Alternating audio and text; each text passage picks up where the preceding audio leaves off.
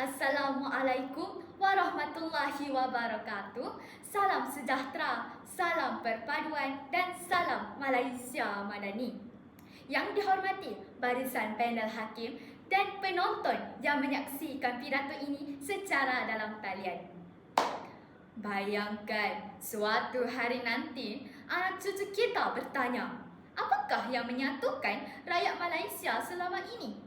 Adakah jawapannya bangunan pencakar langit, kemajuan teknologi atau kekayaan negara?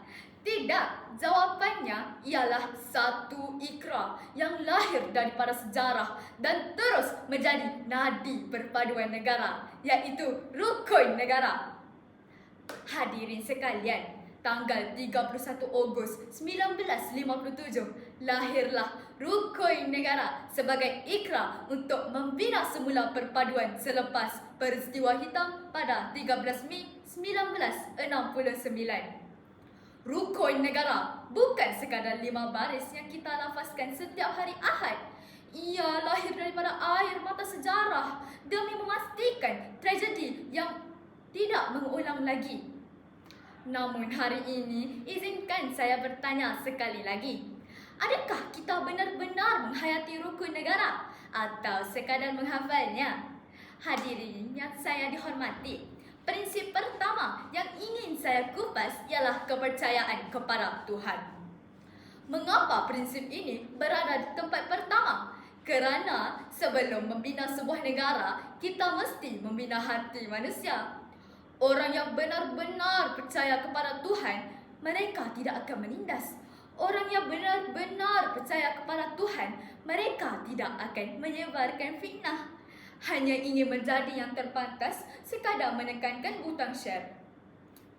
Agama mungkin berbeza, cara beribadah mungkin tidak sama. Namun, agama belajar satu perkara yang sama, iaitu manusia mesti menjadi insan yang baik.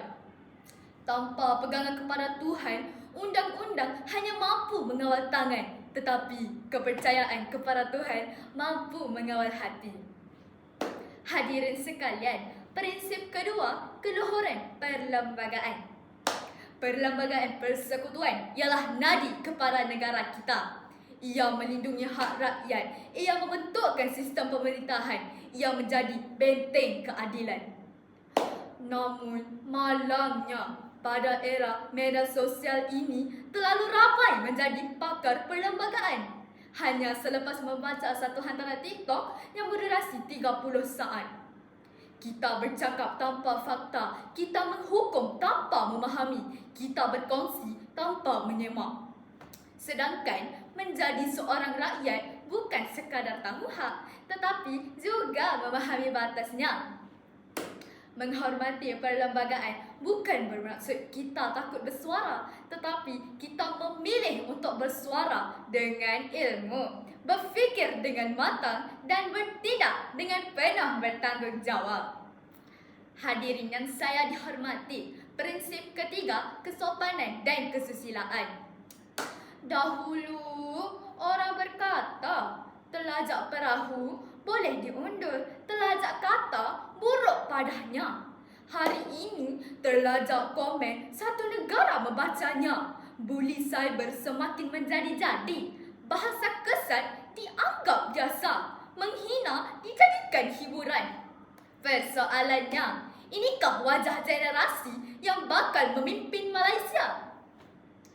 Kemajuan teknologi tidak salah, tetapi teknologi tanpa adab hanyalah senjata yang melukakan masyarakat. Ingatlah, adab bukan warisan zaman dahulu. Adab ialah identiti orang berilmu. Kesopanan bukan kelemahan. Kesopanan ialah kekuatan yang melahirkan penghormatan. Hadirin sekalian, sebagai generasi muda, kitalah pewaris Malaysia. Jika kita menghayati kepercayaan kepada Tuhan, kita akan mempunyai akhlak. Jika kita menghormati keluhuran perlembagaan, kita akan menegakkan keadilan. Jika kita mengamalkan kesopanan dan kesusilaan, kita akan menyuburkan perpaduan. Persoalannya, adakah kita mahu dikenal sebagai generasi bakal mewarisi keamanan, atau generasi yang mensia-siakan pengorbanan mereka yang membinanya.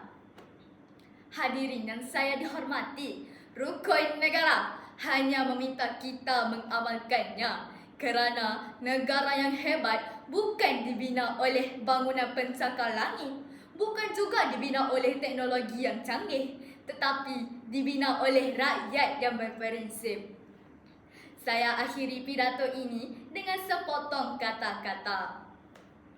Rukun negara bukan sekadar lafaz di bibir, tetapi janji di hati. Selagi prinsipnya dijunjung, selagi itulah Malaysia akan terus berdiri megah.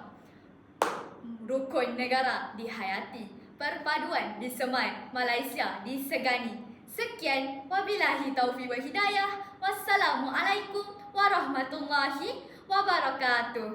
Sekian, terima kasih.